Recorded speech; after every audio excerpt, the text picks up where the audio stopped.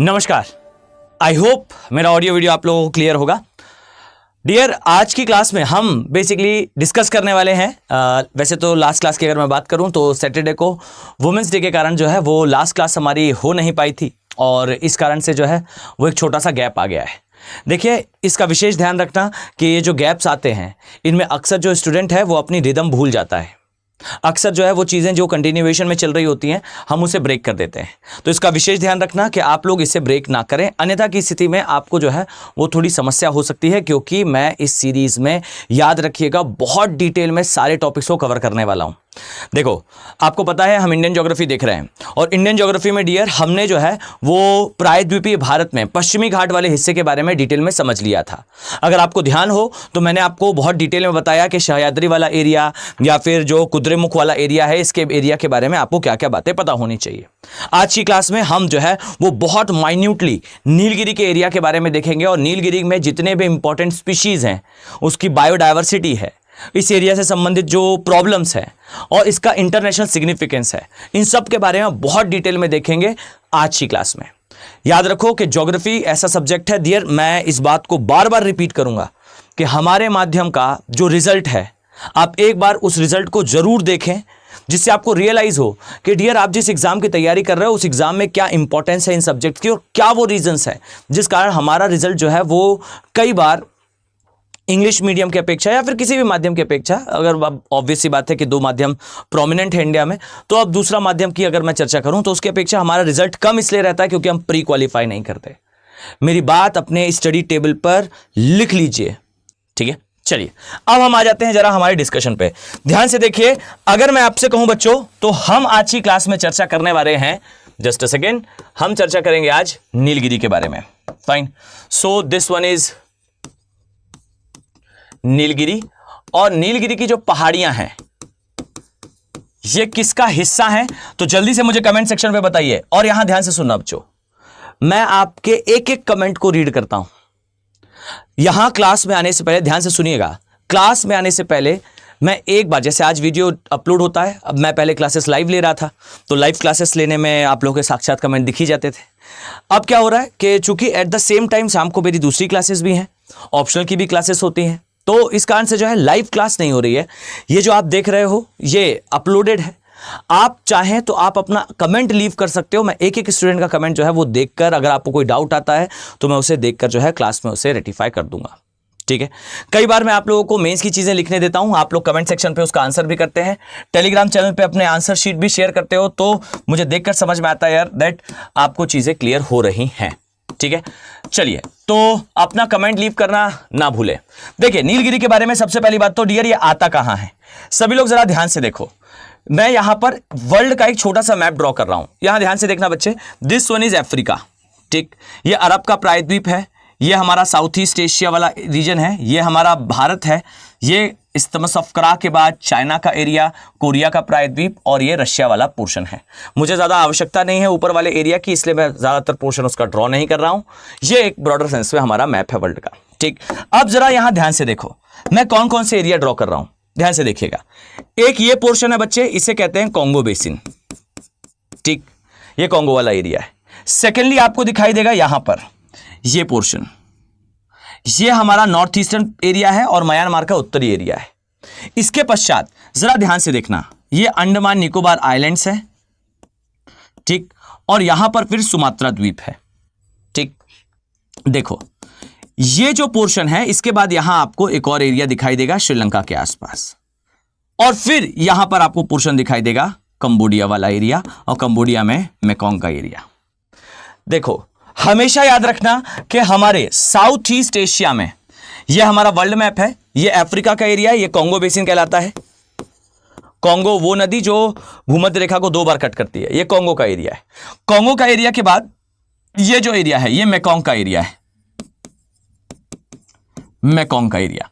और फिर यह जो पोर्शन दिखता है इसको छोड़कर यह हमारा नॉर्थ ईस्ट है, हमारे पूर्वोत्तर राज्यों का एरिया है,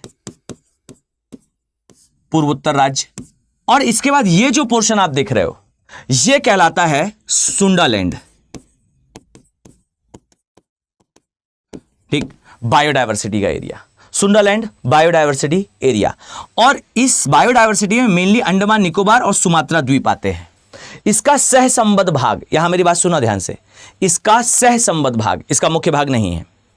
Sundaland biodiversity area Andaman Nicobar द्वीप समूह और इंडोनेशिया की तरफ आता है। यह नीलगिरी में नहीं है, लेकिन नीलगिरी का जो क्षेत्र है वो सुंडालैंड बायोडायवर्सिटी का जो एरिया है उसके साथ उपस्थित है, पर यह है अंडमान निकोबार का एरिया, साउथ ईस्ट एशिया का एरिया। पर चूंकि साउथ ईस्ट एशिया में बायोडायवर्सिटी के जोन को जनरली जो है वो अंडमान के और सुमात्रा द्वीप के कंसिडरेशन में सुंडालैंड कहा जाता है, तो इसका करीबी क्षेत्र हमें दिखाई देता है ये नीलगिरी। अब मैं इसे यहां पर इनके साथ क्यों बना रहा हूं, तो यहां ध्यान से सुनना, यह है नीलगिरी का एरिया। अब ये जितना भी पोर्शन आप देख रहे हो, इस पोर्शन को कहते हैं एफ्रो एशियाई एरिया। एफ्रो एशियाई फॉरेस्ट। अब सभी लोग मेरी बात ध्यान से सुनेंगे। मेक इट श्योर कि जनरली हम ये कह देते हैं कि हमारा जो पश्चिमी घाट का एरिया है, this is a hotspot of biodiversity, ये जैव विविधता का हॉटस्पॉट है। मैंने क्यों कहा कि मैं जब भारत का भूगोल पढ़ा रहा हूं तो मैं इसमें ज्यादा जोर देकर आपको पर्यावरणीय भूगोल बताऊंगा। हम पर्यावरण केवल नहीं देखेंगे, ये बहुत बड़ा जो है वो कंफ्यूजन है that UPSC is asking environment. UPSC is not only asking environment, they are actually asking environmental geography. आपको कहीं भी जो आप खासकर कह सकते हैं मेन स्ट्रीम, हम जब इन्वायरमेंट के बारे में चीजें देखते हैं तो हमें सामान्यतः यही बताया जाता है कि पर्यावरण के प्रश्न पूछे जा रहे हैं, पर एक बार जरा उन प्रश्नों को देख लीजिएगा। और मैं हमेशा इस बात को रिपीट करता हूं कि मैं किसी भी चीज को अगर कह रहा हूं तो I am 100% confident for that, और आप मुझ पर बिल्कुल विश्वास ना करें। आप एक बार जाइए और एक बार चेक कर लीजिए उस बात को इंटरनेट पर कि अगर एनवायरनमेंट के वो प्रश्न पूछ रहा है आपसे, तो डियर उसने कब वो प्रश्न जो है वो किस किताब से पूछे, या एनवायरनमेंट का कौन से पोर्शन में या सोर्स में, आपको उसकी पूरी जानकारी एक साथ मिल जाएगी। ये एक्चुअल में एनवायरमेंटल ज्योग्राफी है, पर्यावरणीय भूगोल है, जीव भूगोल है। फाइन। सो इसमें यूपीएससी ने अपनी गहराई बढ़ाई है, और ये यूपीएससी का यार बिल्कुल कॉमन ट्रेंड है। ठीक है, तो ये कॉमन ट्रेंड आप अगर समझ जाओगे तो आप क्वेश्चन ठीक से सॉल्व कर पाओगे। ठीक है, डन। अब सुनिएगा एक शब्द याद रखो कि एफ्रो एशियन जो फॉरेस्ट है, यानी कि वो फॉरेस्ट जो अफ्रीका और एशिया में कंबाइंडली, मतलब इस पूरे एरिया में पाए जाते हैं, इनके रिस्पेक्ट में एक शब्द मैं लिख रहा हूं दैट हमेशा याद रखिए कि नीलगिरी का जो एरिया है ये पूरे एफ्रो एशियन, या फिर सही कहें तो हमारा ये साउथ ईस्ट एशिया, ठीक है, ये साउथ ईस्ट एशिया, इसका सबसे वर्जिन मोस्ट फॉरेस्ट है। वर्जिन मोस्ट का मतलब क्या है? सबसे अछूता वन है, मतलब ऐसा वन जहां पर ह्यूमंस का इंटर कनेक्शंस नहीं है, या ह्यूमन के इंटरवेंशंस वहां अभी वर्क नहीं कर रहे हैं। हमने वहां पर कोई अपना बड़ा मेजर प्रोजेक्ट स्टार्ट करके उसे डेविस्टेट नहीं करा है, उसे खराब नहीं करा है। तो ये सबसे जो है वो वर्जिन मोस्ट फॉरेस्ट में से एक है, सबसे अछूते वनों में से एक है। ठीक, ये पूरे एफ्रो एशियन एरिया का एक बड़ा बायोडायवर्सिटी हॉटस्पॉट है, अ लार्ज बायोडायवर्सिटी हॉटस्पॉट। ठीक, लार्ज बायोडायवर्सिटी हॉटस्पॉट, इसे ध्यान रखना। ओके, अब यहां से आगे जाने से पहले मैं कुछ चीजें और बताता हूं। देखो जरा ध्यान से। सबसे पहली बात तो ये कि इस पूरे वर्ल्ड में जो बायोडायवर्सिटी के हॉटस्पॉट हैं, इनमें एक समान बात है, और वो ये कि यहां पर जो है वो सदाबहार वन पाए जाते हैं। सदाबहार वनों का ये क्षेत्र होता है। ठीक, सदाबहार वन का मतलब क्या है? ऐसे वन जिनमें 5 विशेषता हो। अब मेरी बात ध्यान से सुनना, ये मैं क्यों बातें बता रहा हूं, क्योंकि मेरा जो सब्जेक्ट है जो मैं पढ़ा रहा हूं is not only geography, not only Indian geography. ये केवल और केवल भारत का भूगोल नहीं है बच्चों। ठीक, अब जो मैं बताऊंगा ना, ये वाटर ड्रॉप इफेक्ट में, और मैंने कई बार देखा भी है कमेंट सेक्शन पे कि कई बच्चे लिखते हैं, वैसे अभी तक ज़्यादा बच्चों ने नहीं लिखा है, अगर सब लोग लिखेंगे तो फिर मैं उस चीज़ को रोक लूंगा कि सर आप टॉपिक को बताते हुए ना बहुत आगे तक चले जाते हो, भटक जाते हो टॉपिक से। देखो यार, एक तो ये that this is my core competency, ये मेरी कॉम्पिटेंसी है कि मैं अब जो क्लास है उसे किस गहराई तक ले जाना चाहता हूँ, ठीक। बाकी अगर वो सबका एक इंटरेस्ट होगा कि सर हम पढ़ते हुए बहुत ज़्यादा टॉपिक्स में जो है वो गहराई में जाने के साथ हम टॉपिक से दूर हट जाते हैं, तो देखो पहली बात वो दूर हटना नहीं है, वो वाटर ड्रॉप इफेक्ट है। हम एक टॉपिक को पकड़कर वहाँ से अंदर तक चले जाते हैं। मुझे ऐसा लगता है निजी तौर पर कि यही यूपीएससी की अप्रोच है। ओके, तो ये हम थोड़ा सा फॉलो करेंगे, बट अगर आप लोग को ऐसा लगेगा कि सर इतनी गहराई में नहीं जाना है, तो आप उसे कमेंट सेक्शन पे जब सब कहेंगे तो I will do that thing. But मुझे ऐसा लगता है कि टॉपिक में गहराई पर जाना चाहिए। देखिए जैसे नीलगिरी पढ़ रहे हैं, तो नीलगिरी पढ़ते समय हमने मेकॉन्ग के एरिया के बारे में देख रखा है, तो एक बार उसे पॉइंट कर लिया, अभी मैं उसे कनेक्ट कर लूँगा यहाँ से। फोंगो के एरिया के बारे में उसे अभी इस टॉपिक से कनेक्ट कर लूँगा, ठीक। तो देखिए वर्ल्ड में जितने भी बायोडाइवर्सिटी के हॉटस्पॉट हैं उनमें हमें सामान्य तौर पर सदाबहार वन दिखाई देते हैं। पर याद रखिएगा नीलगिरी के केस में हमें दोनों प्रकार के वन दिखते हैं, सदाबहार भी दिखाई देते हैं और पर्णपाती वन भी दिखाई देते हैं, ठीक। और इवन हमें यहां पर शीतोष्ण कटिबंधीय वन भी मिलते हैं, शीतोष्ण कटिबंधीय जो वन है वो भी दिखते हैं। कौन से वाले, I will let you know. अब देखो यहां कुछ बातें ध्यान से, सबसे पहले तो शीतोष्ण कटिबंधीय या फिर सदाबहार वन के बारे में कुछ कैरेक्टरिस्टिक्स यहीं याद कर लो। अब आई नीड कि आप सभी का कंसंट्रेशन यहां हो। देखो इस केवल एक डायग्राम से आपको पूरा जो सदाबहार वन का बायोम है वो याद हो जाएगा। बायोम वाला सेक्शन एनवायरमेंट में आता है और इससे प्रश्न खासा पूछे जाते हैं, ठीक है। हर वर्ष 1 या 2 क्वेश्चन बायोम से आ जाते हैं, हर दूसरे वर्ष तीसरे वर्ष जो है आपको प्रश्न दिखते हैं। तो आप यहीं एक बायोम याद कर लो, वो आपके नीलगिरी में भी हेल्प कर देगा, वो आपका आगे भी हेल्प कर देगा, ठीक। देखिए आप इस डायग्राम से उसे याद कर सकते हो।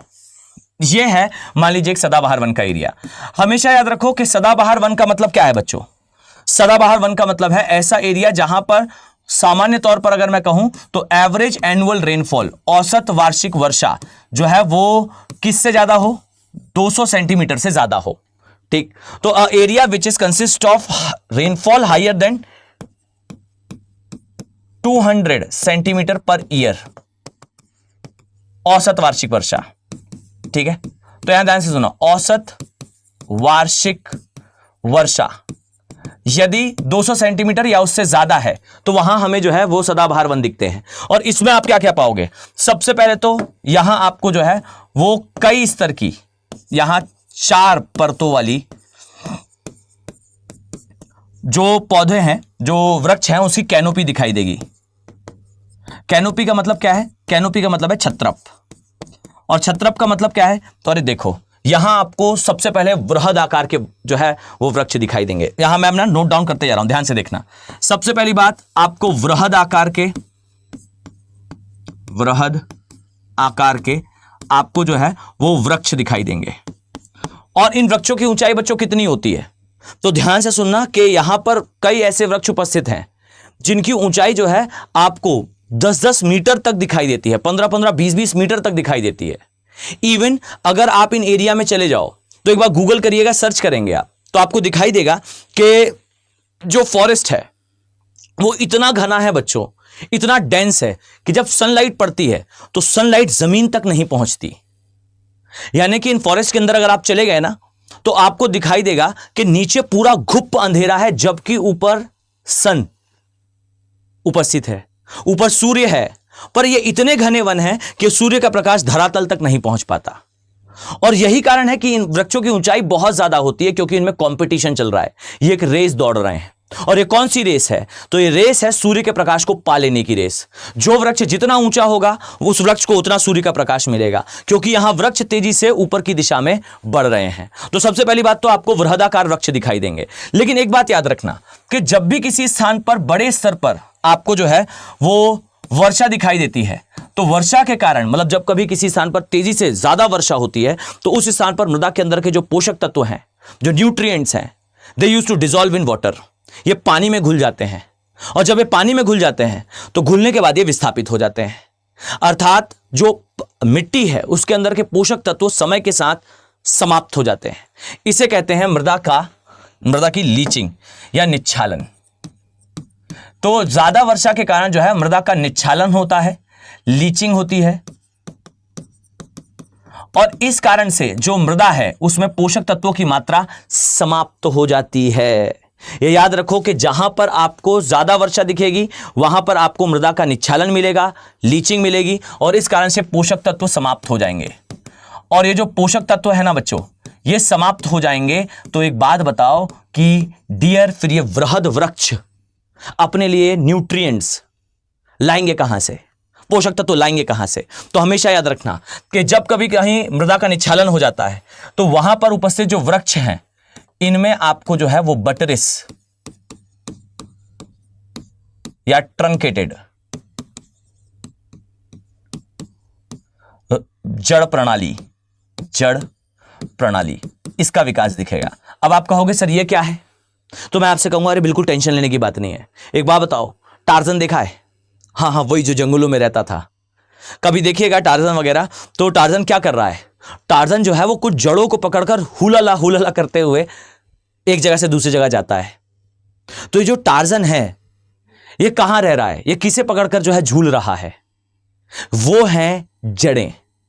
इन जड़ों को कहा जाता है ट्रंकेटेड या फिर बटरिस रूट प्राणी। बटरिस रूट का तो एक्चुअल मतलब होता है कि जो पेड़ है, इस प्रकार से अगर मैं दिखाऊं, जो पेड़ है उसकी जड़ें जो है वो थोड़ा बाहर ही उपस्थित होती हैं। ठीक, आपको इस प्रकार से जो है पेड़ की जड़ें बाहर से ही निकलती हुई दिखाई देंगी और वो जमीन के अंदर जा रही हैं, मतलब जड़ें आपको बाहर दिखती हैं।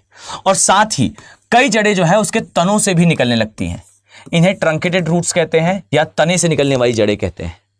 आप जो टार्जन को जड़ों में, या फिर आपने कभी बरगद का पेड़ देखा होगा, तो बरगद के पेड़ में जो जड़ें उसके तने से निकलती हैं वो ट्रंकेटेड रूट्स कहलाती हैं।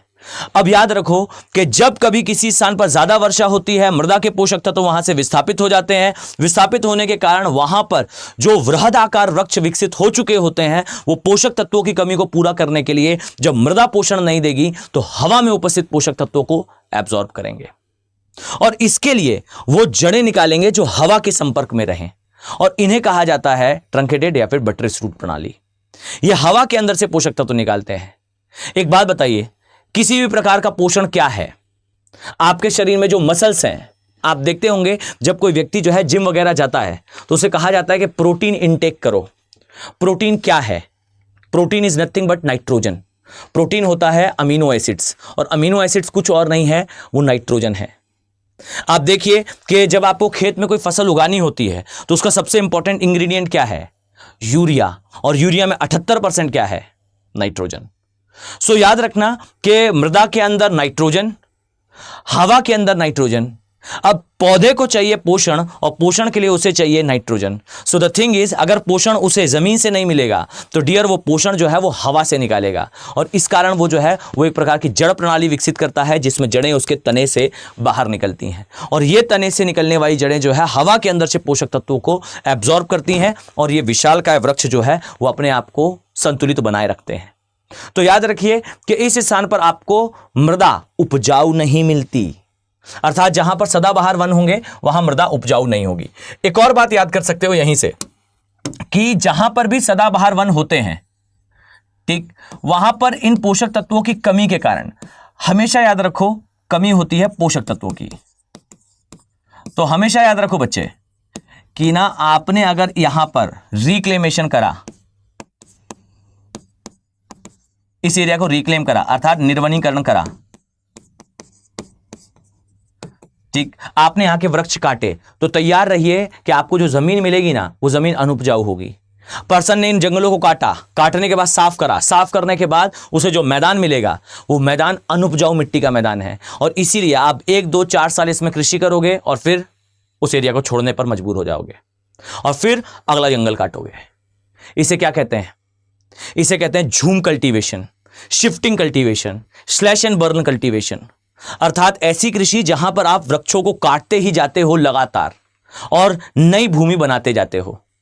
इसका मतलब यह है कि अगर आपने सदाबहार वन काटे तो आपको उपजाऊ भूमि नहीं मिलती, और चूंकि उपजाऊ भूमि नहीं मिलती यही कारण है कि इन क्षेत्रों में आपको बार बार जंगल काटने पड़ते हैं, और इसीलिए कहते हैं कि सदाबहार वनों के साथ एक बार निर्वनीकरण शुरू हो बड़े स्तर पर उन्हें काटा जाता है, और इसीलिए कहते हैं कि यहां पर सबसे ज्यादा प्रभाव है झूम कृषि का। तो याद रखो कि झूम कृषि खतरनाक क्यों है? क्योंकि बच्चे झूम कृषि में जो है वो उन वृक्षों को काटा जाता है या उन वनों को काटा जाता है जो सबसे समृद्ध हैं, और दिक्कत यह है कि लगातार काटा जाता है क्योंकि मिट्टी उपजाऊ नहीं मिलती। चलिए, तो यहां पर नीलगिरी के केस में यहां सदाबहार वन है, और सदाबहार वनों के बारे में एक तो मैंने आपको बता दिया कि यहां पर बृहद ऊंचाई के वृक्ष दिखाई देते हैं जिनमें रूट प्रणाली यानी कि जड़ की प्रणाली इनके तने से निकलती है, पहली बात। दूसरी बात, यहां पर आपको जो है वो कुछ और प्रकार के वृक्ष मिलेंगे। एक होते हैं क्लाइंबर्स। अब इसे ना इंग्लिश में ही याद करना, ठीक। क्लाइंबर्स क्या है? तो देखो, सबसे पहली बात तो ये कि ये ना अमरबेल नहीं है बच्चों, ठीक। मतलब अक्सर बच्चे जो है ये गलती करते हैं, उन्हें लगता है कि ये जो क्लाइंबर्स होते हैं, अब यहां मैं नाम अंग्रेजी में लिख रहा हूं, इसका मतलब है कि आपको ये नाम इंग्लिश में ही याद रखना है। यहां आपको दिखाई देंगे, जस्ट अ सेकेंड, यहां आपको दिखाई देगा पहली चीज क्लाइंबर्स। क्लाइंबर्स का मतलब क्या है? क्लाइंबर्स का मतलब है ऐसे पौधे जिनकी जड़ें जमीन में हैं, लेकिन वो सूर्य के प्रकाश को प्राप्त करने के लिए जमीन पर जरूर उनकी जड़ें हैं, पर दूसरे पेड़ों के ऊपर ये चढ़ते हैं और चढ़ते हुए उन पेड़ों से ऊपर जाकर उगते हैं। तो देखो, एक परत हो गई किसकी? वृहद वृक्ष की। दूसरी परत कौन सी हो गई? जो जमीन में लगे हैं पर इस बड़े वृक्ष के आसपास उगते हुए ये उनके ऊपर जाकर उगते हैं, प्रकाश को प्राप्त करने की लड़ाई लड़ रहे हैं वो। तो वृहदाकार वृक्ष अपनी ऊंचाई बढ़ा लेते हैं, दूसरे जो वृक्ष हैं वो क्लाइंबर्स बन जाते हैं और एक पेड़ के ऊपर से चढ़ते हुए दूसरे हिस्से तक, ऊंचाई तक पहुंच जाते हैं। अब जो छोटे पौधे हैं वो क्या करते हैं? तो वो एक काम करते हैं, वो बड़े पेड़ के ऊपर, उनके ऊपरी भाग में उगने लगते हैं जहां सूर्य का प्रकाश आ रहा है। मतलब वृहद वृक्ष ने तो सूर्य का प्रकाश रोक लिया, इसके टहनियों, इसकी शाखाओं पर प्रकाश पड़ रहा है, तो छोटे वृक्ष क्या करते हैं? इन टहनियों और इन शाखाओं के ऊपर जाकर उगने लगते हैं। पर यह भी परपोषी नहीं है, ये हवा में उपस्थित पोषक तत्व ले लेते हैं और टहनी पर पड़ने वाला प्रकाश ले लेते हैं। अर्थात एक पेड़ के ऊपर पहले क्लाइंबर चढ़ेंगे और उस पेड़ के ऊपर जाकर उगने लगेंगे, और फिर कुछ छोटे पौधे ये कार्य करेंगे कि ये जो है ये ऊपर जाकर वहां उपस्थित जो शाखाएं हैं उन शाखाओं के ऊपर जो है वो ग्रो होना शुरू होंगे। इन्हें कहा जाता है ऑर्किड्स और एपीफाइट्स। इन्हें कहते हैं ऑर्किड्स और एपीफाइट्स। तो याद कर लो कि जो ऑर्किड्स हैं और एपीफाइट्स हैं ये एक दूसरे पेड़ के ऊपर उगने वाले पेड़ हैं, पौधे हैं जो कि परपोषी नहीं हैं, हवा के अंदर के पोषक तत्व एब्जॉर्ब करते हैं, और ये आपको सदाबहार वन में दिखाई देते हैं। ऑर्किड्स और एपीफाइट्स में से अब आप लोग मुझे कमेंट सेक्शन पे बताओगे कि ऑर्किड्स और एपीफाइट जो है वो कौन सा ऐसा है जिसमें पुष्प आते हैं। ये यूपीएससी ने पूछा है, तो ध्यान से मुझे कमेंट सेक्शन पे बताना बच्चों कि ऑर्किड्स और एपीफाइट्स में से कौन सा ऐसा कौन सा ऐसा पौधा है जो हवा से पोषण प्राप्त करने के बाद पुष्प भी बना लेता है। आज जरा इमेजिन करिए ना, मतलब मैं आपसे कहूंगा कि एक मिनट इमेजिन करो कि यार इतना घना वन है कि एकदम कई मंजिलों की इमारत जितने ऊंचे वृक्ष हैं, और उन वृक्षों के ऊपर जो है वो वृक्ष चढ़कर ऊपर जा रहा है। मतलब एक पौधा, उसके ऊपर चढ़ता हुआ दूसरा पौधा जो उसके ऊपर जाकर उगेगा, और उसकी शाखाओं के ऊपर उगने वाले पौधे, और ये पौधे भी इतने लग्जीरियस कि उनमें पुष्प तक आते हैं। फाइन। सो ये हो गया ऑर्किड्स, ये हो गया एपीफाइट्स, ऊपर आ गया क्लाइंबर्स। ठीक, अब जरा कमेंट सेक्शन पे याद से, आई रिपीट, याद से आई वांट कि भाई जितने लोग देखते हैं वो सभी एक बार सर्च करो, जाकर देखो ऑर्किड कैसा दिखता है, एपीफाइट कैसा दिखता है, नजरों से उसे देखिए। देखने के बाद आपको स्पष्ट दिखाई जाएगा कि ऑर्किड्स और एपीफाइट्स में से किसमें पुष्प आते हैं, किसमें नहीं आते हैं। और हाँ, जब सर्च करोगे ना तो आपको दिखाई देगा ऑर्किड्स एपीफाइट को लोग जो है आज के समय अपने गार्डन वगैरह में भी उगाते हैं। तो मैं सदाबहार वन के बारे में बात कर रहा हूं, तो आप लोग जब भी सर्च करो तो उसमें डाल देना कि ऑर्किड्स एपीफाइट्स इन अ ट्रॉपिकल एवरग्रीन फॉरेस्ट या रेन फॉरेस्ट। ठीक है, तो इमेज दिखाई देगी। तो ये हो गया orchids, epiphytes, climbers, big trees.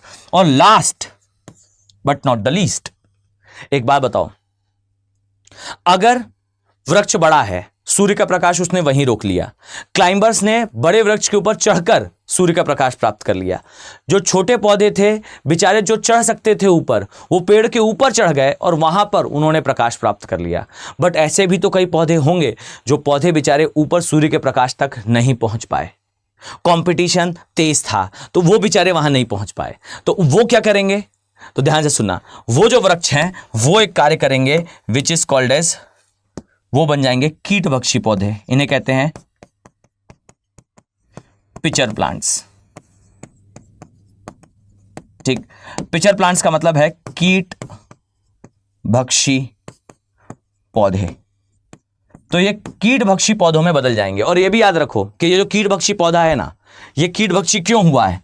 क्योंकि अब इस पौधे को ग्रो करने के लिए सूर्य के प्रकाश की जरूरत नहीं है। पौधा शेष की एक बात बताइए, मुझे पोषण चाहिए था, मिट्टी ने पोषण दिया नहीं, प्रकाश मुझे ज्यादा मिला नहीं। सो पोषण के लिए जो छोटे पौधे हैं, पोषण का मतलब क्या है? नाइट्रोजन। आपको मेनली किसी पौधे को जिंदा रहने के लिए किस चीज की जरूरत है? नाइट्रोजन की जरूरत है। अब ये नाइट्रोजन अगर मुझे मिट्टी से नहीं मिल रहा है, ना हवा से मैं निकाल पा रहा हूं, तो हर एक जीव के अंदर नाइट्रोजन होता है। मैंने कहा ना कि एनी काइंड ऑफ, मान लीजिए लिविंग ऑर्गेनिज्म है तो उसके अंदर नाइट्रोजन उपस्थित होता है। फाइन। तो वो क्या करेगा? वो जो है, जो कीट पतंगे हैं उन्हें अपनी ओर आकर्षित करेगा, और इसे कहते हैं मधुकलश प्रणाली। इसे याद कर लेना बच्चों, ठीक है? ये है मधुकलश प्रणाली। मधुकलश प्रणाली में होता यह है कि इस तरीके से जो है वो एक पौधा होता है, उस पौधे का इस प्रकार से जो है मुख होता है, और उसके मुख पर जो है आपको इस तरीके से एक बॉक्स या फिर एक संरचना दिखाई देती है, और ये संरचना जो है इस तरीके से होती है। इसके अंदर जो है मधुकलश के रूप में ऐसा तरल होता है जिससे स्मेल आ रही होती है। एंड नाम से कंफ्यूज मत होना, ऐसा नहीं है कि एकदम शहद के जैसी खुशबू आ रही होगी। इससे एक ऐसी ओडर आती है जो शायद हमें सूंघने पर, स्मेल करने पर उतनी प्लीजेंट ना लगे, उतनी अच्छी ना लगे, थोड़ी हमें खराब टाइप की किसी चीज़ के सड़ जाने की बदबू के समान लगती है, पर यह कीट पतंगों को आकर्षित करती है। ठीक, सो ये मधुकलश प्रणाली है।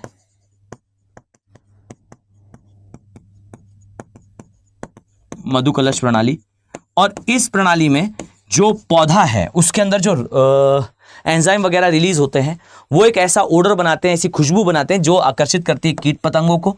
और ये बेचारे कीट पतंगे जैसे इसके पास आते हैं, ये भाई साहब बंद हो जाते हैं, और फिर ये कीट पतंगे इसी के अंदर फंस जाते हैं। फिर ये उन्हें डाइजेस्ट करना स्टार्ट करता है और इन कीट पतंगों के अंदर से नाइट्रोजन निकालता है। कुल मिला के लड़ाई किसकी है डियर? कुल मिला के लड़ाई नाइट्रोजन की है। सभी को चाहिए नाइट्रोजन। आप जिम जाते हो, जिम वाला सेज ये लो पाउडर खाओ, नाइट्रोजन। फाइन, आप उसे खाते हो, आपके बॉडी में जो है वो अमीनो एसिड आपने खाया, वो अमीनो एसिड बनेगा। अमीनो एसिड जो है वो नाइट्रोजन ही है, और नाइट्रोजन अंततः प्रोटीन के रूप में आपके बॉडी में स्टोर रहती है। आपने खेत में डाला तो यूरिया के अंदर 78% नाइट्रोजन थी, और इसने कीट पतंगों से निकाला इसने नाइट्रोजन ही है। सो सभी को ग्रो करने के लिए चाहिए नाइट्रोजन। पेड़ जब उसे जमीन के अंदर से नहीं मिला तो पेड़ ने हवा के अंदर से निकाला क्या? नाइट्रोजन। अब कोई कीट पतंगे के अंदर से नाइट्रोजन निकाल रहा है, कोई मिट्टी के अंदर से निकाल रहा है, कोई हवा के अंदर से निकाल रहा है, और कोई प्रोटीन पाउडर से निकाल रहा है। सभी निकाल end of the day nitrogen ही रहे। ठीक है, तो याद रखो कि मिट्टी के अंदर पोषक तत्वों की कमी अंततः, और घने वृक्षों का आवरण अंततः छोटे पौधों को कीटभक्षी पौधे में परिवर्तित कर देता है। ठीक, तो देखिए यहां आपको क्या क्या मिल गया? वृहद वृक्ष मिल गए, ऑर्किड्स मिल गए, एपीफाइट्स मिल गए, क्लाइंबर्स मिल गए, पिचर प्लांट्स मिल गए। ये यहाँ के पौधों की विशेषता, और यहाँ पर सबसे ज्यादा डाइवर्सिटी या फिर सबसे ज्यादा विविधता बच्चों पौधों की ही होती है। तो इसे थोड़ा सा अपने दिमाग पर रखना कि आपको यहाँ पर किस प्रकार के पौधे दिखाई देते हैं। ये हो गया पिचर प्लांट्स। ठीक, और जीवों में हमेशा याद रखो कि आपको यहाँ पर मेनली सरीसृप दिखाई देते हैं। ठीक है, यहां आपको मेनली जो है वो सरीसृपों का विकास मिलेगा, यानी कि रेप्टाइल्स मिलेंगे, और ट्री डुवेलर्स मिलेंगे, यानी कि वृक्षों पर निवास करने वाले, वृक्षों पर निवास करने वाले जो जीव हैं ये आपको दिखाई देंगे। इसमें आपको मेनली पैंथर्स दिखाई देंगे। इसमें आपको दूसरा जो है वो which is a very common, वानर दिखाई देंगे, और वानरों की कई प्रजातियां दिखाई देंगी, और आपको जैसा मैंने बताया सरीसृप दिखाई देंगे। ये मेनली आपको यहां दिखते हैं। किसकी बात चल रही है? ये सारी बात चल रही है सदाबहार वनों की। और मैंने क्या कहा कि नीलगिरी में आपको सदाबहार, पर्णपाती और शीतोष्ण तीनों मिलते हैं। तो पहली और सबसे इंपॉर्टेंट बात दैट नीलगिरी जो है वो पूरे अफ्रो एशिया के जो फॉरेस्ट हैं उनमें एक सिग्निफिकेंटली लार्ज, एक पर्याप्त रूप से बड़ा, समृद्ध सदाबहार वनों का क्षेत्र है। दूसरा मैंने कहा कि पूरे साउथ ईस्ट एशिया का सबसे अछूता वन है और इसकी कुछ विशेषताएं मैंने आपको यहां बताई, पर यह विशेषताएं मेनली सदाबहार वनों की है। अब अब चूंकि बात आई थी सदाबहार वन की तो हमने सदाबहार वन देख लिया। अब ये उसके बायोम की पूरी विशेषताएं ये आपने याद कर ली। अब इसके साथ चलो नीलगिरी में स्पेसिफिक क्या क्या और मिलता है। ठीक, अब मैं यहां से शुरू कर रहा हूं दूसरा सेक्शन इसका। आइए, सबसे पहली बात तो ये दैट दिस इज नीलगिरी, और अब मैं कुछ फैक्चुअल इंफॉर्मेशन देना शुरू कर रहा हूं। नीलगिरी फॉरेस्ट,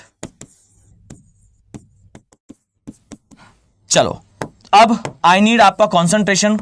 अभी तक हमने थोड़ा कंसेप्चुअल पढ़ा तो आप थोड़ा सा शांतिपूर्वक उसे सुन रहे थे। अब और भी ज्यादा कंसंट्रेशन से सुनना मैं क्या क्या बातें बता रहा हूं।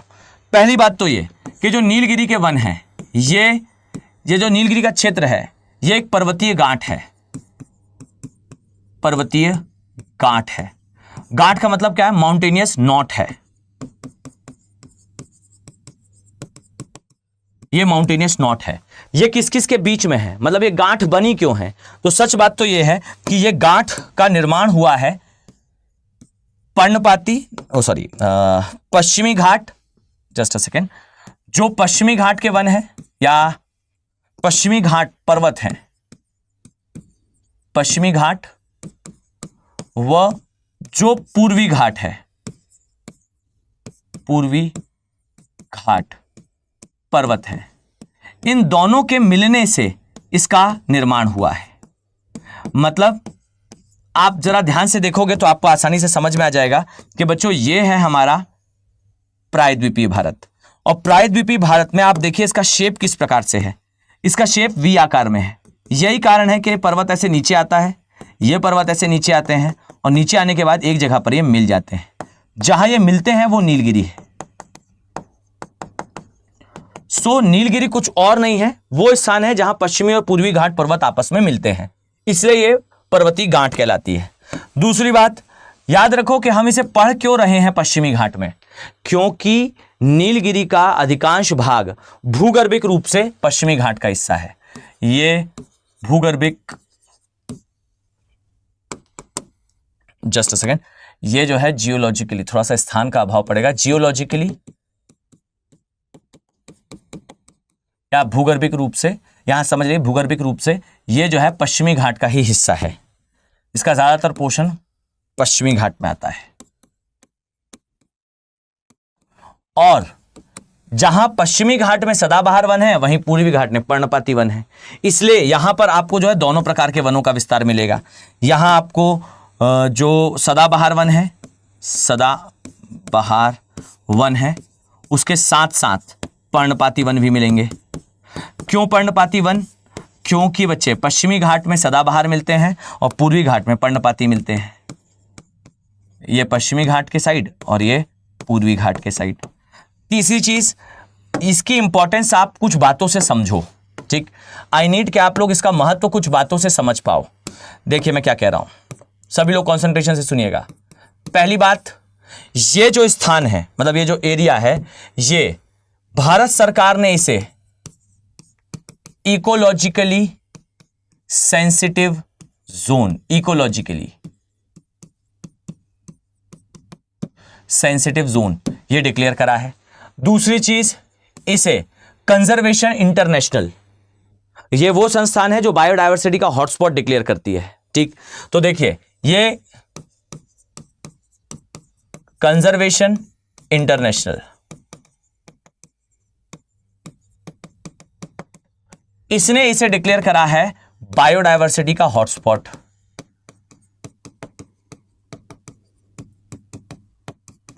ये बायोडायवर्सिटी का हॉटस्पॉट भी डिक्लेयर करा गया है। और तीसरी चीज कि इसे यूनेस्को के द्वारा विश्व धरोहर सूची में भी शामिल करा गया है। विश्व धरोहर सूची में भी इसे शामिल करा गया है।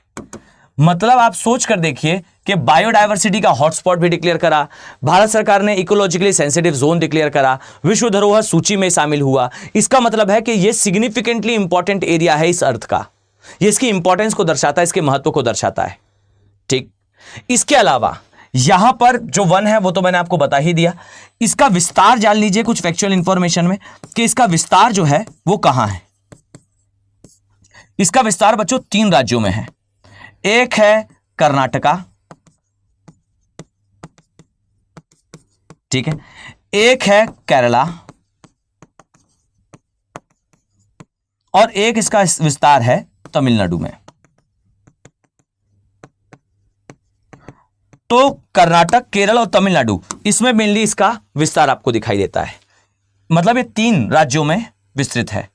अब सुनिए इसकी सबसे ऊंची चोटी, इसकी जो हाईएस्ट पीक है, इसकी हाईएस्ट पीक ये है दोदा बेटा। ठीक है, दोदा बेटा, सोजा बेटा नहीं, इस दोदा बेटा। ओके, दोदा बेटा। ठीक, और ये याद रखो कि मैंने आपको पहले ही बताया है, जब भी किसी स्थान पर आपको भारत में हाईएस्ट पीक दिखाई देगी, उस स्थान पर आपको तय है कि हिल स्टेशन देखने को मिलेगा। यानी कि जहां भी सबसे ऊंची चोटी है वहां पर आपको हिल स्टेशन मिलेगा। क्यों? क्योंकि हम जिस देश में रहते हैं वो है सदाबहार, उष्णकटिबंधीय क्षेत्र। सदाबहार वनस्पति का क्षेत्र जरूर है, पर यह उष्णकटिबंधीय भूमि है। उष्णकटिबंध का मतलब क्या है? एवरेज एनुअल टेम्परेचर हाई है। हमारे देश में साल में 10 महीने गर्मी ही पड़ती है, बहुत मुश्किल 2-3 महीने हमें थोड़ी बहुत ठंड देखने को मिलती है। तो एक तो पहली बात है, ठंड को एंजॉय करा करें। मतलब हमें बहुत मुश्किल के बाद 2-3 महीनों की ठंड मिलती है, अदरवाइज भारत में औसत तापमान जो है वो ज़्यादा ही रहता है, हम गर्म देश हैं। तो आपको भारत में सामान्य तौर पर गर्मी का ही आभास होता है। तो जिस स्थान पर ज़्यादा गर्मी पड़ती है वहाँ के लोग ज़्यादातर उस जगह पर घूमना प्रेफर करेंगे जहाँ ठंडी पड़ती हो। तो ऊंचाई बढ़ने के साथ तापमान जो है वो कम होता है। यही कारण है कि भारत में जहां जहां सबसे ऊंची चोटियां हैं वहां आपको हिल स्टेशन मिलता है। सेम एज यहां पर भी है, यहां आपको जो है वो हिल स्टेशन दिखाई देगा। और दोदा बेटा चोटी के बिल्कुल 6 किलोमीटर के पास आपको जो है हिल स्टेशन मिलेगा by the name of Ooty. ठीक है, और ये याद रखना, ऊटी जो है, ऊटी का पूरा नाम है ऊटक मंडलम। फाइन,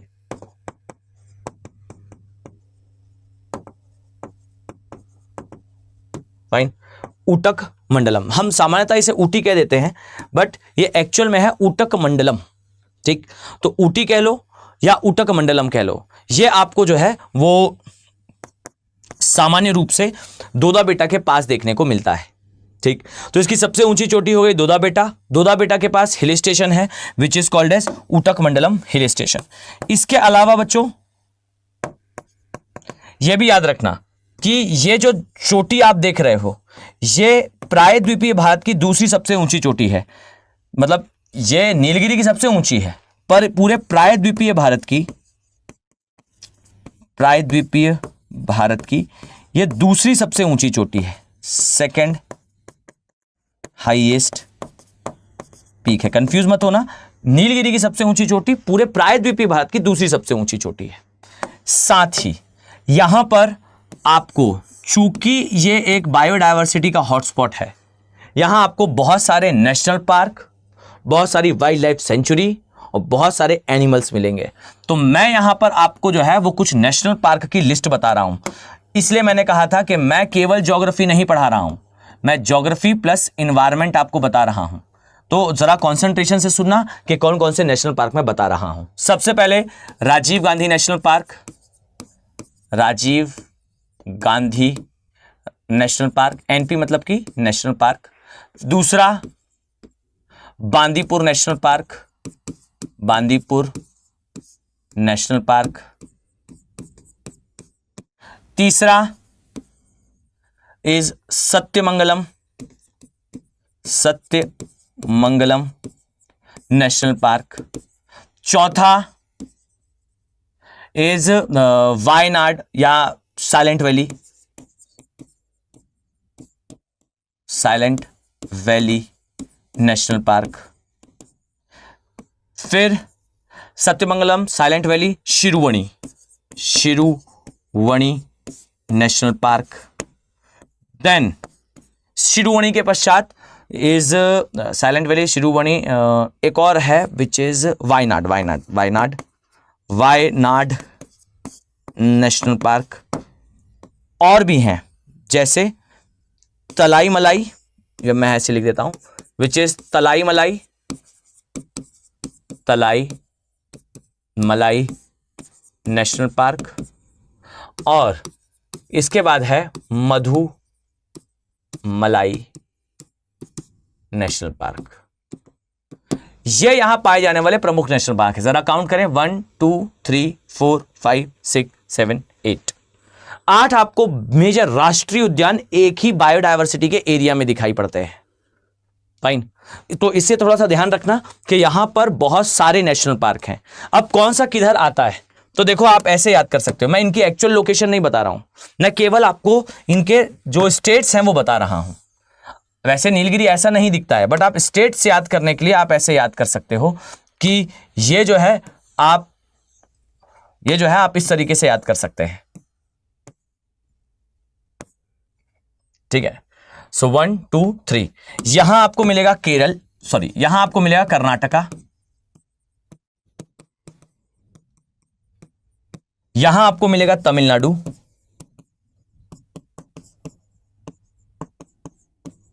और यहां आपको मिलेगा केरला।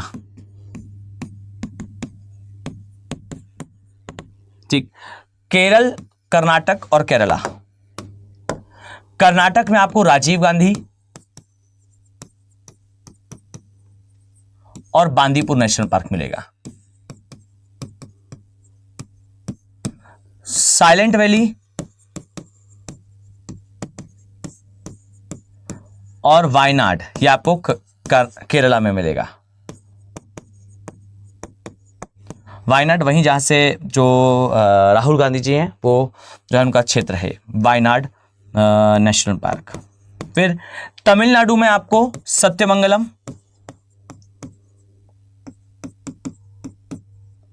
नेशनल पार्क और शिरुवणी नेशनल पार्क मिलेगा। जो सत्यमंगलम नेशनल पार्क था, ठीक, वैसे तो है, ऑब्वियसली है, यहां पर आपको जो है वो इसी से सहसंबद्ध वैसे बेसिकली एरिया है। आप कुल मिला के सीधा तमिलनाडु कह सकते हैं। तमिलनाडु के एरिया में नीलगिरी के क्षेत्र में एक और एरिया आता है which is called as Biligiri रंगा।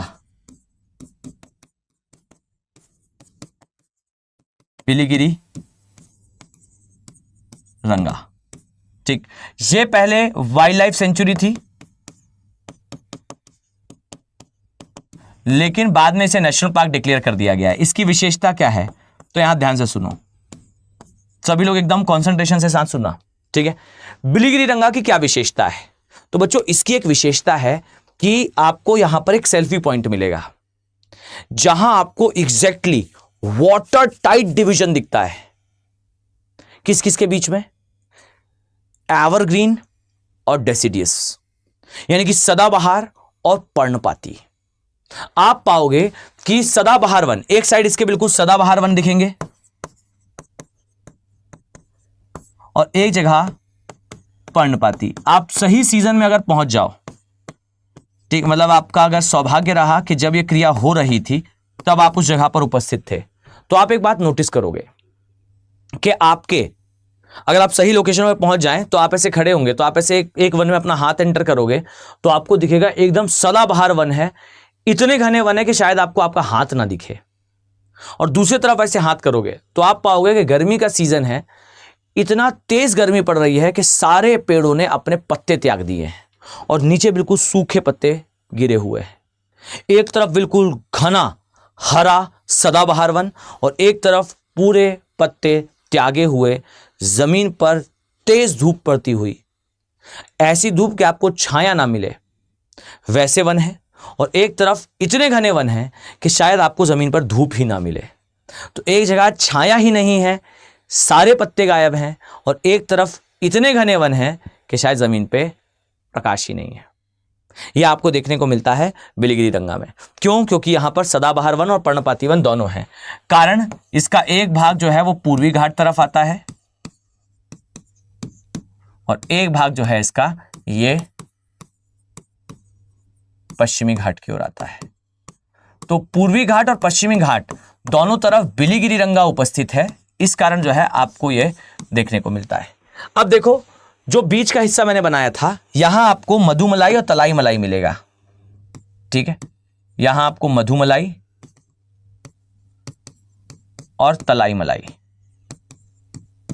देखो, तलाई मलाई मेनली तमिलनाडु में आता है, पर थोड़ा बहुत विस्तार है। नेट पर देखोगे तो आपको मेनली तमिलनाडु में मिलेगा, लेकिन मधुमलाई जो है वो थोड़ा सा जो है वो अदर में भी आता है। बाकी तलाई मलाई और मधुमलाई ये एक से ज्यादा राज्यों में विस्तृत है, इसका थोड़ा सा आपको ध्यान रखना है। ठीक है, बाकी तो ये परफेक्टली इन्हीं राज्यों में उपस्थित नेशनल पार्क हैं। तो आप ऐसे ऐसे थोड़ा सा याद कर सकते हो दैट यहाँ पर कितने नेशनल पार्क्स हैं।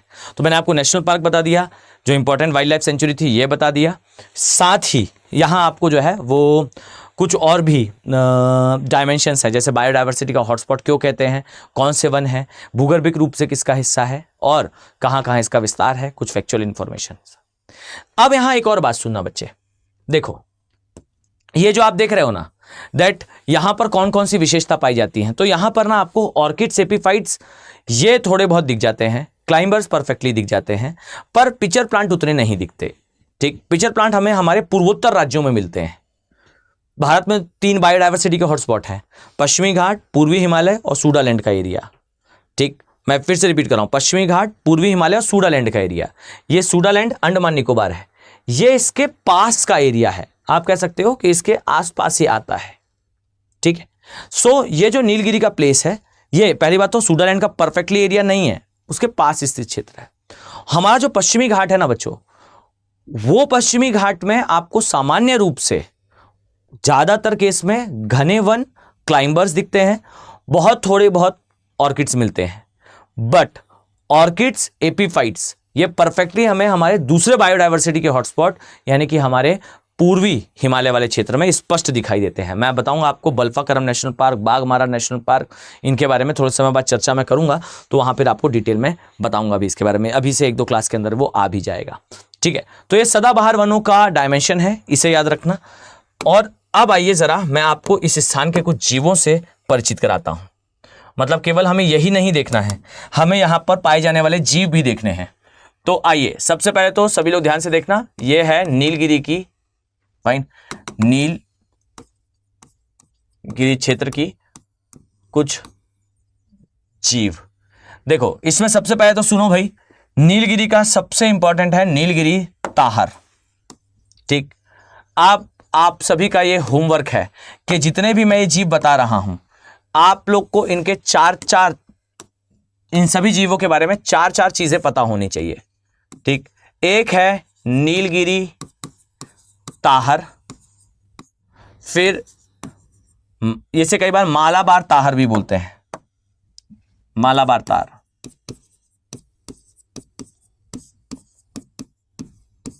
ठीक, फिर मालाबार तार, मालाबार जाइंट स्क्विरल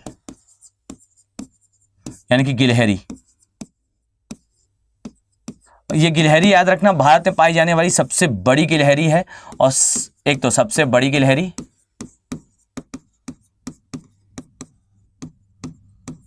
ठीक, और साथ ही सबसे बड़ी, सबसे रंगीन गिलहरी, सबसे कलरफुल है। तो मालाबार ताहर, मालाबार जाइंट स्क्विरल, ठीक, मालाबार इबेक्स, ये इबेक्स या आइबेक्स क्या होता है, तो ये जो है वो इस प्रकार से, ऐसे आपने कई बार देखा होगा, जो भेड़ वगैरह होती हैं अक्सर उनमें सींग जो है वो ऐसे पीछे की तरफ मुड़े होते हैं। ठीक, तो ये कहलाते हैं इबेक्स। जैसे जैसे ठंडे प्रदेशों में, आप इसे याद कर लो, ठीक है, जैसे जैसे ना आप हिरणों की प्रजातियों में ठंडे प्रदेश में रहने वाली प्रजाति की तरफ जाओगे तो इनके सींग जो है वो बड़े होने लगते हैं। ठीक, और जब ये सींग कुछ इस प्रकार से होते हैं, मैं जरा एक बार आपको बनाकर दिखाऊं। मान लीजिए ये एक जीव है, इस प्रकार से आपको जो है वो जीव दिखाई देगा। फाइन, ये मान लीजिए एक जीव है, इसका सींग जो है वो इस प्रकार से है। ठीक, मतलब 2 सींग हो, इस प्रकार से सामने से मान लीजिए ये उनका फेस है, तो आपको जो है वो इस तरीके से पीछे मुड़े हुए सींग, ठीक, ये बड़े होते जाएंगे जैसे जैसे आप ठंडे प्रदेश में जाएंगे हिरणों के केस में। तो आप देखिए कि नीलगिरी के एरिया में जो इबेक्स है उसके सींग थोड़े छोटे हैं, हिमालयन एरिया में जो इबेक्स है उसके सींग थोड़े बड़े हैं, और जो साइबेरिया के एरिया में साइबेरियन इबेक्स है उसका सींग आपको बहुत बड़ा दिखाई देगा। ठीक है, अगर आप चाहो तो जस्ट अ फ्यू सेकेंड्स अगर मैं आपको दिखाना चाहूं तो आप यहां देख पाओगे। फाइन, जो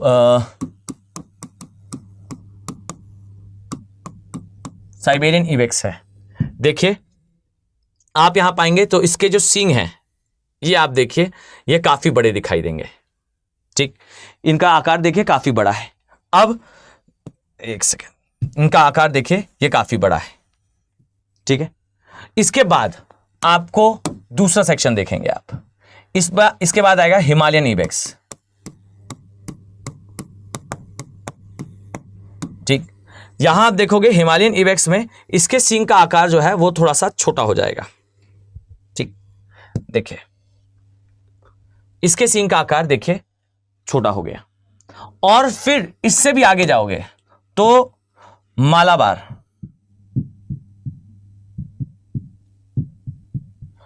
जो इबेक्स है इसमें देखिए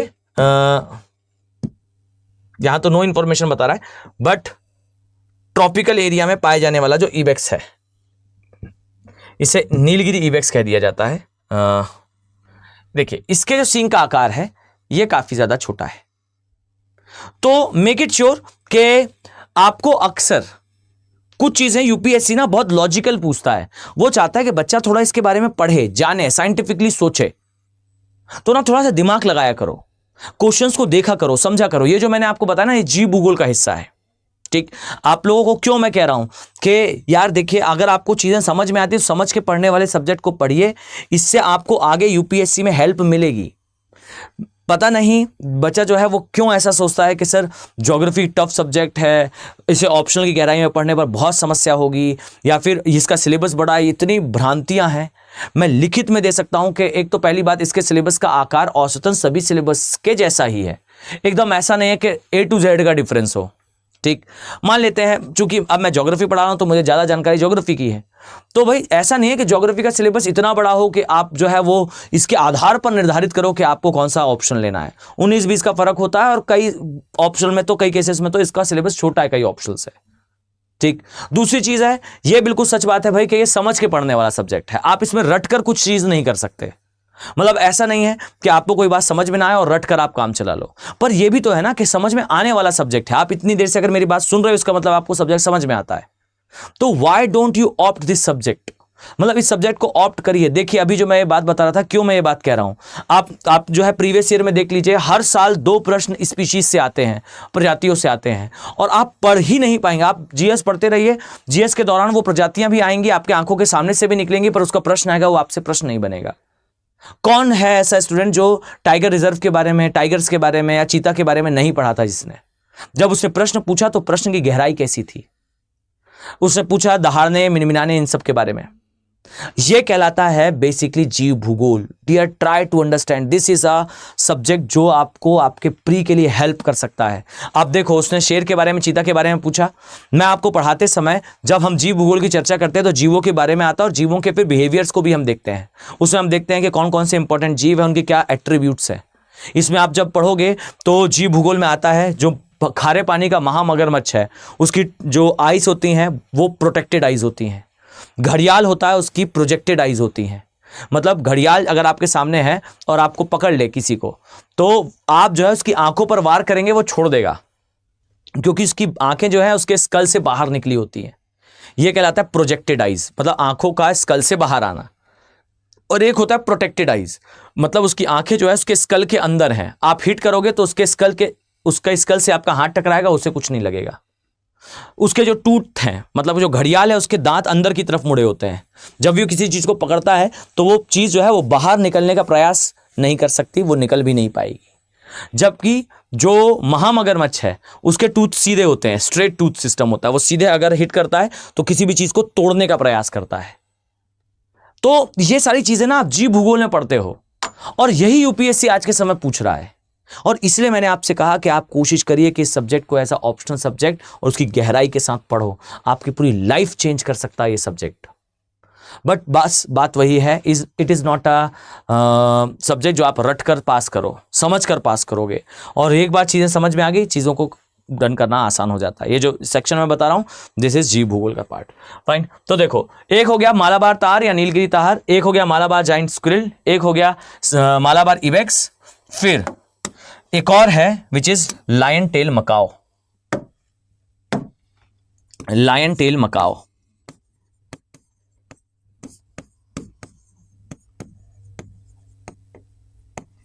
फाइन, मैं आपको जरा इसके भी दर्शन कराता हूं।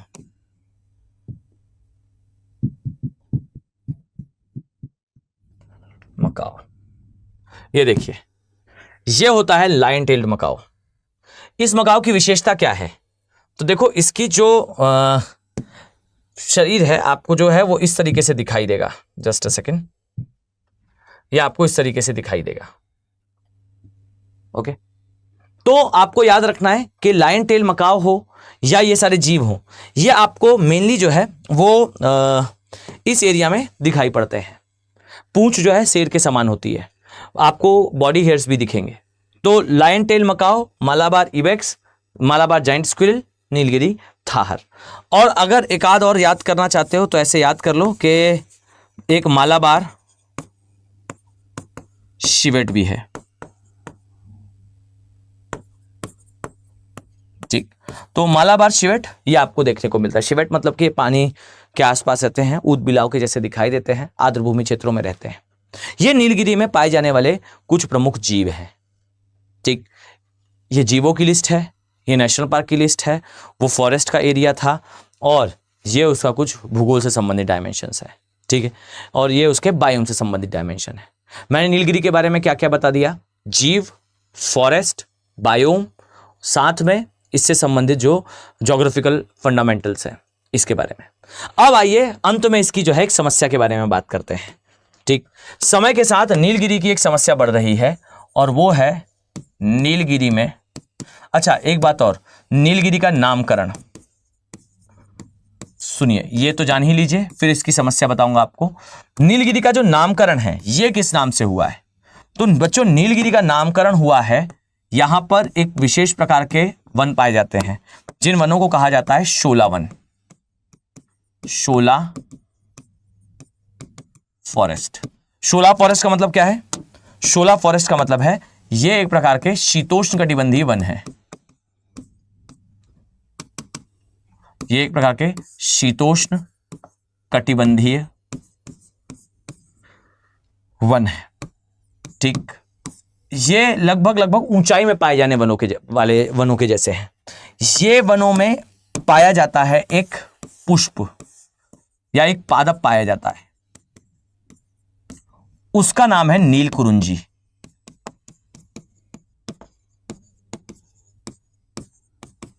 ठीक है, इसे कहते हैं नीलकुरुंजी। और इसके लिए कहा जाता है कि इसमें वंस इन अ 12 ईयर, 12 वर्षों में एक बार इसमें जो है वो पुष्प आते हैं। तो वंस इन अ 12 ईयर इसमें आपको पुष्प दिखाई देते हैं, और ये पुष्प जो है वो नीलगिरी के एरिया में पूरे में फैल जाते हैं।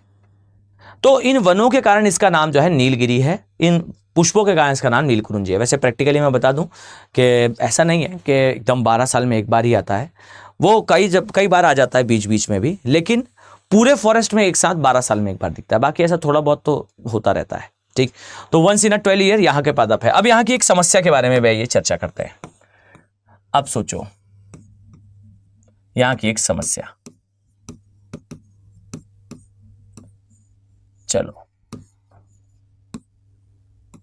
यहां की जो समस्या है ये है फॉरेस्ट फायर। मुझे कहने में ही हंसी आ रही है कि हमने कितना बड़ा नरसंहार करा है। हंसी इन द सेंस कि हम कितने बड़े स्तर पर प्रकृति का महाविनाश कर रहे हैं।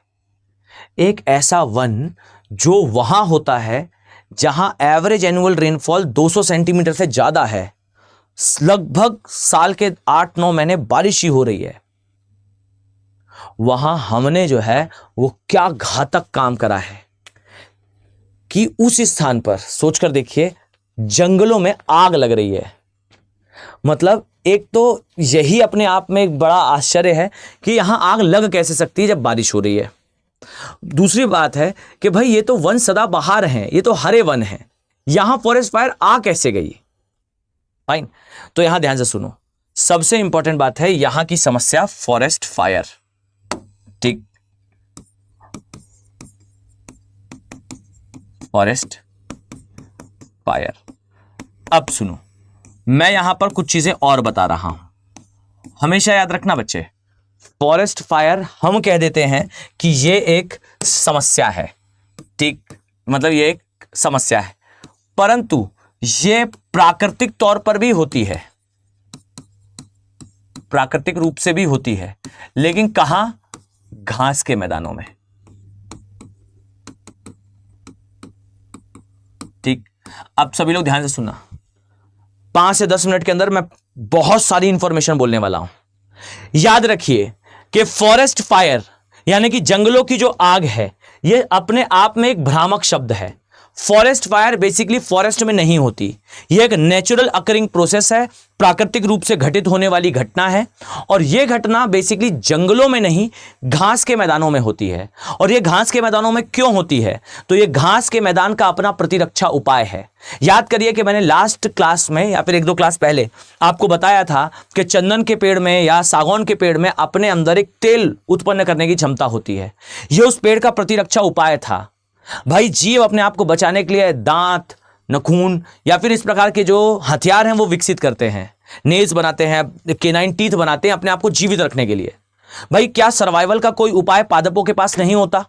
वास्तविकता तो यह है कि सर्वाइवल का अच्छा उपाय पादपों के पास होता है। पादप अपने आप को प्रकृति में जिंदा रखना चाहता है तो वो उन घास खाने वाले जानवरों से अपने आप को दूर रखने का प्रयास करेगा जो उसे आकर नष्ट कर सकते हैं।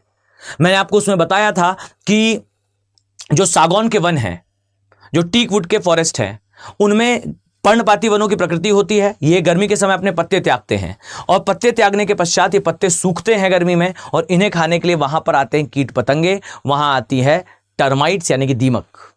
बच्चे ये सारे ही जो कीट पतंगे हैं, इंसेक्ट्स हैं, ये अंततः सूखे पत्तों को खाने के पश्चात पेड़ भी उस समय गर्मी के समय सूखने की स्थिति में होता है, ये उस पेड़ को भी खाना स्टार्ट कर देंगे और पेड़ समाप्त हो जाएगा।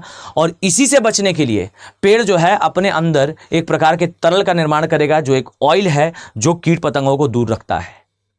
अब इस कंडीशन में हम आएंगे और हम कहेंगे कि देखो भाई क्या शानदार लकड़ी है, हमें वो तेल के कारण वो जो लकड़ी है वो कीमती लगने लगती है और इसलिए हम उस पेड़ को काटते हैं और उससे फर्नीचर बनाते हैं।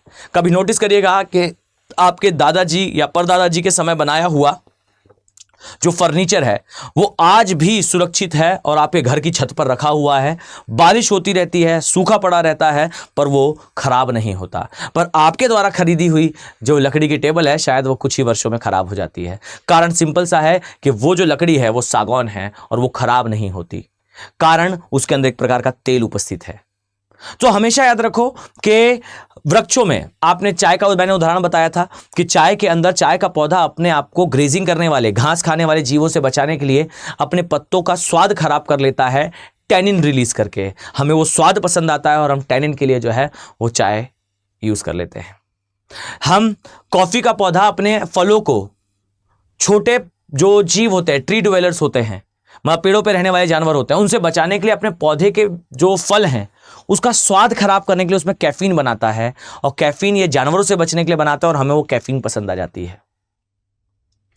कॉफी में कैफीन, चाय में टैनिन, जो सागौन है उसके अंदर उसका तेल, या फिर मैंने एग्जांपल दिया था मलेरिया की जिससे दवाई बनती है क्विनाइन, ये सिनकोना के पौधे से बनता है। ये सभी चीजें वृक्षों के या पौधों के प्रतिरक्षा उपाय हैं अपने आप को जीवित रखने के, और यही उपाय जो है वो एक घास का मैदान भी करता है। और याद रखिए कि घास के मैदान को किससे समस्या है, तो रियलिटी ये है कि घास का मैदान वास्तविकता में आप सभी ने पढ़ा होगा, और अगर नहीं पढ़ा तो आज पढ़ लीजिए, ध्यान से देखिएगा। आपने सुना होगा कि ये एक महाद्वीप है। जरा I need your 100% concentration now here only. ठीक, मान लीजिए ये एक जो है वो फॉरेस्ट है या ये एक महाद्वीप है। महाद्वीप के केस में अगर ये गर्म यानी कि उष्णकटिबंधीय क्षेत्र है। तो देखिए ये ओशंस है, ठीक, ये ओशंस है। अब यहां से चलना स्टार्ट होती है ट्रेड विंड, व्यापारिक पवनें। व्यापारिक पवनें महाद्वीपों में किस भाग से प्रवेश करती हैं? पश्चिमी भाग से, ठीक। तो ये ट्रेड विंड है। ट्रेड विंड कहां से आ रही है? वेस्टर्न पार्ट से। कहां को निकलेगी? माफ कीजिएगा, ईस्टर्न पार्ट से। कहां से निकलेगी? वेस्टर्न पार्ट से, ठीक। और जब ये यहां से गुजरेगी तो देखिए जब ये महासागरीय भाग से आएगी तो इसके अंदर मॉइस्चर ज्यादा है, और ज्यादा मॉइस्चर के कारण डियर ये जो पवन है, ये पवन सबसे पहले महाद्वीप के पूर्वी भाग में पर्याप्त वर्षा कराएगी, और ज्यादा वर्षा के कारण इस स्थान पर विकसित होंगे क्या? सदाबहार वन, ठीक। तो महाद्वीप के पूर्वी भाग में आपको सदाबहार वन दिखाई देंगे। इसके पश्चात समय के साथ वर्षा कम होती जाएगी और ये पर्णपाती में बदल जाएंगे, और इसके पश्चात ये जो पर्णपाती वन है ये घास के मैदानों में बदलेंगे, और फिर अंततः जो है ये वन खत्म होकर वर्षा यहां पर मरुस्थलीकरण करेगी। सच बात तो यह है कि महाद्वीपों में एक सामान्य विन्यास हमें दिखाई पड़ता है, और वो सामान्य विन्यास है पर्णपाती, सदाबहार वन, घास का मैदान और मरुस्थल, ठीक। ये सामान्य रूप से व्यापारिक पवनों द्वारा बनाया जाता है। ये एवरग्रीन फॉरेस्ट है,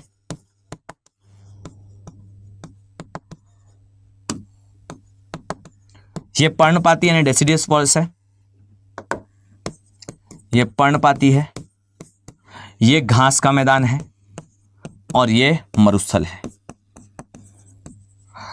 व्यापारिक पवनों के किसी महाद्वीप में प्रवेश करने के साथ ही आपको महाद्वीप में यह विन्यास दिखता है कि उसके पूर्वी भाग में सदाबहार वन, मध्यवर्ती भाग में पर्णपाती वन, एकदम अंतिम भाग में घास के मैदान, और उसके बाद मरुस्थल होता है, ठीक। अब यहां ध्यान से देखिए बच्चों, जो घास का मैदान है वो किस समस्या से ग्रस्त है? घास का ये कहलाता है उष्णकटिबंधीय घास का मैदान, ठीक। ये एक बड़ी समस्या से ग्रस्त है, और वो समस्या ये है कि इसके बाजू में जो है ये वन पाया जाता है, और ये जो वन है, वनों में वृक्ष हैं, और वृक्ष अतिक्रमण करते हैं घास के मैदान का। वृक्ष अपने पोलन ग्रेन्स बनाते हैं, पोलन ग्रेन्स मतलब इसके बीज बनते हैं, और इनमें हवा के साथ और पंछियों के साथ, आप कभी देखिएगा कि आप किसी रूम को बंद कर चले जाएं, एक रूम लीजिए, उसे बंद कर दीजिए, 25 साल के लिए घूमने चले जाइए कहीं, 25 साल बाद आकर देखोगे ना तो उस रूम के अंदर घास, पेड़ ये सब उगे होंगे। कहां से आए इनके बीज? वास्तविकता यही है कि जो वृक्ष होते हैं उनके जो बीज हैं, जो पोलन ग्रेन्स हैं, वो हवा के साथ उड़कर आते हैं, और ये हवा के साथ उड़कर आकर जो है वो किसी भी स्थान पर पहुंचते हैं। अब घास का मैदान ये जानता है कि भाई मेरे पड़ोस में जो है वो पर्णपाती वनों का क्षेत्र है, इनके जो बीज वगैरह हैं ये चिड़ियों के साथ, पंछियों के साथ और हवा के साथ उड़कर यहां तक पहुंच जाते हैं, और जब ये यहां पहुंचते हैं ना तो डियर धीरे धीरे करके पौधा उगेगा। जैसे ही बारिश होगी वो पौधा उगेगा, और पौधा उगने पर पौधा सूर्य का प्रकाश लेगा और उसके नीचे की घास खत्म हो जाएगी। अर्थात घास के मैदान की अंतिम परिणति तो यही हो जाएगी कि वो पर्णपाती वनों के अतिक्रमण से समाप्त हो जाएगा। तो घास का मैदान अपने आप को कैसे जिंदा रखता है? तो घास का मैदान एक कार्य करता है, और वो ये कि जैसे ही गर्मी आती है घास के मैदान को पता है कि इसके बाद बारिश होगी, तो घास का मैदान एक उपबंध करता है, वो अपने आप को पूरी तरह से सुखा लेता है। सुखाने के बाद जब तेज गर्मी पड़ती है तो हवाएं तेज चलती हैं, और हवाएं तेज चलती हैं तो एक घास आपस में रब होती है, और जब ये रब होती है तो बहुत आसानी से इसमें आग लग जाती है। आपको लगे ना अरे सर कैसे घास के घिसने से आग कैसे लग सकती है? मैं कहूँगा यार एक काम करो ना, जरा 10 मिनट तक अपने हाथ तेजी से घिसो, आपको अपने आप अपने हैंड्स को रब करने पर महसूस होगा कि बहुत जल्दी गर्म हो जाते हैं। घर्षण बहुत जल्दी तापमान बढ़ा देता है। सो द थिंग इज, यहां पर तेजी से हवाएं चलती हैं, कभी कभार संवहनी वर्षा के कारण तड़ित झंझा होती है, यानी कि बिजली गिरती है, इस कारण भी आग लग जाती है, और अंततः यहां आग लगती है। और ये आग जंगल की आग होती है क्योंकि ये जंगलों की तरफ बढ़ रही होती है। लेकिन सबसे बड़ी बात है ये लगी घास के मैदान में है। फाइन। सो ये घास के मैदान में आग लगती है और ये घास का मैदान जलना शुरू होता है। जलते हुए पूरी घास जलकर नष्ट हो जाती है। वो सारे बीज जो इस क्षेत्र से उड़कर यहां पहुंचे थे ये जलकर नष्ट हो जाते हैं। लेकिन जिस दिन बारिश होती है उस दिन जो घास का पौधा है, उस घास के पौधे के बीज पुनः अंकुरित होकर खड़े हो जाते हैं। विद इन अ वीक वहां पर घास पूरी तरह से काबिज हो जाती है। और इसका सबसे बड़ा कारण यह है कि जो घास का पौधा है उसके बीज जो है वो ड्रॉट एंड फायर रेजिस्टेंट होते हैं। ये सूखा और बाढ़ प्रतिरोधी होते हैं।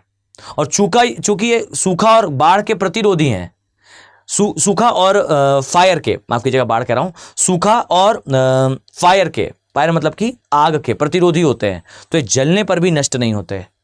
कई कई हफ्तों तक, कई कई महीनों तक ये सूखे एकदम सुषुप्त रहे आते हैं, पर जैसे ही मौका मिलता है, जैसे ही बारिश होती है, उस स्थान पर घास उग आती है। सो द रियलिटी इज, घास का मैदान अपने आप में प्राकृतिक रूप से अपने आप को जलाता है, ताकि उस जलने की क्रिया के दौरान पेड़ों से आए हुए पोलन ग्रेन्स नष्ट हो जाए। वो नष्ट हो जाएंगे तो घास दोबारा रिवाइव हो जाएगी। तो यहां पर घास जो है वो दोबारा रिवाइव हो जाती है और वृक्षों का अतिक्रमण समाप्त हो जाता है। पर और याद रखिए, मैंने कहा ना, प्रकृति हर चीज को सही से मैनेज करती है। ये जो घास के मैदान में ये होता है ना, इस घास के मैदान की सबसे बड़ी बात यह है, घास खाने वाले एनिमल्स को हर जगह खाना मिलता है। तो ये एनिमल क्या करने लगते हैं, उसी जगह पर रहने लगते हैं, बस वहीं वहीं की घास खाएंगे और रहे आएंगे। इससे उन जीवों में अंतः प्रजनन की समस्या होने लगती है। यानी कि एक ही स्थान पर चूंकि उन्हें घास मिल रही है, वो खाते रहते हैं और कहीं नहीं जाते।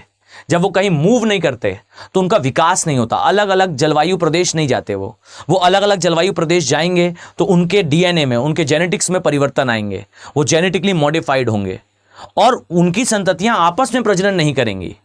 मान लीजिए एक हिरण है, हिरण की 5 संतानें होती हैं, वो 5 संतानों की फिर 5 संतानें होती हैं और फिर वो संतानें आपस में ब्रीडिंग करने लगती हैं।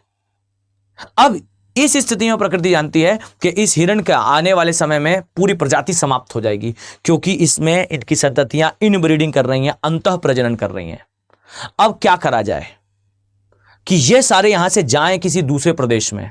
वहां पर जब आसपास के सारे एरिया से अन्य हिरण आएंगे तो ये आपस में मिक्स होंगे और मिक्स होने के बाद 2 अलग अलग जलवायु प्रदेश के हिरण आपस में ब्रीडिंग करेंगे। अब कैसे प्रकृति इन जानवरों को, इन जीवों को समझाए कि डियर भागो यहां से और मिक्स हो आपस में। तो प्रकृति एक काम करती है और वो घास के मैदान में आग लगना है। आप कभी देखिएगा डिस्कवरी चैनल वगैरह, आप डिस्कवरी चैनल लगाएंगे तो आपको ना अक्सर दिखाई देता है कि बहुत सारे जानवर कहीं जा रहे हैं। जरा मेरी क्लास खत्म होने के बाद डिस्कवरी चैनल एनिमल माइग्रेशन ये सर्च करना, डिस्कवरी चैनल का सबसे फेमस वीडियो यही दिखाई देगा कि सारे जानवर सवाना के घास के मैदान में एक जगह से दूसरी जगह जा रहे हैं। और ये सीन आप सभी ने देखा है बिल्कुल परफेक्टली। कमेंट सेक्शन में मुझे जरा बताना कि आप इसे रिलेट कर पाए या नहीं। आई नीड कि आप सब कमेंट सेक्शन में जरूर बताना, ठीक। क्या आपने देखा होगा कि डिस्कवरी चैनल में दिखाया जाता है एक जगह से दूसरी जगह जानवर जा रहे हैं, एकदम बड़े स्तर पर जा रहे हैं। वो सभी जो है वो नदी क्रॉस कर रहे हैं, नदी में मगरमच्छ उन पर अटैक कर रहे हैं, ये सब कुछ दिखाया जाता है। तो भाई ये रिस्क ले ही क्यों रहे हैं जानवर? कौन उन्हें वहां से भगा रहा है? सच बात तो यह है कि वो घास खाने वाला जानवर जानता है, दैट एनिमल परफेक्टली नोज कि जिस घास को आज मैं खा रहा हूं, ये जो गर्मी बढ़ रही है ना, ये गर्मी इस घास को सुखा देगी और फिर ये घास कब्रिस्तान बनेगी अन्य जीवों का। सभी फ्राई हो जाएंगे यहां, क्योंकि ये जलने लगेगी। सो वो एनिमल क्या करता है, भागता है जंगल की तरफ। क्यों जंगल की तरफ भागता है? क्योंकि ये आग एकदम जंगल के अंदर नहीं प्रवेश कर पाती, ठीक। सो ये घास के मैदान जो है ये अपने आप को जला रहे हैं। जलाने की प्रोसेस में एनिमल्स जो है वो भागते हैं और भागने पर 2 काम होता है। सबसे पहला और सबसे इंपॉर्टेंट, दैट इस क्षेत्र में अलग अलग भागों में रहने वाले जो जीव हैं वो आपस में मिक्स होते हैं और मिक्स होने के कारण इनमें जो है वो ब्रीडिंग की प्रॉब्लम नहीं होती, इनब्रीडिंग डिप्रेशन नहीं होता। और दूसरी सबसे इंपॉर्टेंट चीज ये होती है कि जब ये माइग्रेशन करते हैं, जब ये भाग रहे होते हैं, तो इनमें से जो कमजोर होते हैं वो उसी नदी को क्रॉस करते समय खत्म हो जाते हैं।